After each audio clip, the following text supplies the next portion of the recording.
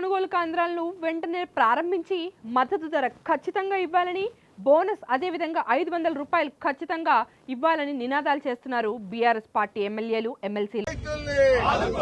మొక్కజొన్న రైతులను పక్క రైతులంటే మొక్కజొన్న పండించే రైతులంటే మొక్కజొన్న పండించే రైతులంటే ఎందుకంటే కాంగ్రెస్ ప్రభుత్వం వచ్చిన దగ్గర నుంచి మొక్కజొన్న యొక్క రైతుకు ఎటువంటి లాభం చేకూరట్లేదని వారు వాపోతున్నారు. సో మొక్కజొన్న రైతులకి ఒక సపోర్ట్గా ఉండాలని చెప్పేసి వారు ఈరోజు అసెంబ్లీని కూడా ముట్టడించడం జరిగింది. అదేవిధంగా గన్ పార్క్ వద్ద కూడా వారైతే సమావేశం అవ్వడం అయితే జరిగింది.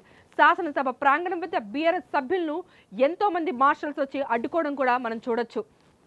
ఇక మొక్కజొన్న కొంకలకు లోపలికి ఖచ్చితంగా అనుమతి లేదని వారు అడ్డగించడం అయితే జరుగుతుంది. కానీ మొక్కజొన్న కంకి రైతుకు ఖచ్చితంగా న్యాయం జరిగేంత వరకు మేము ఊరుకునేదే లేదు, ఈ అసెంబ్లీ నుంచి కదిలేదే లేదని చెప్పేసి బీఆర్ఎస్ సభ్యులంతా కూడా బైఠాయించడం జరిగింది. Please subscribe to the channel and download the Politicos app from the links in the description.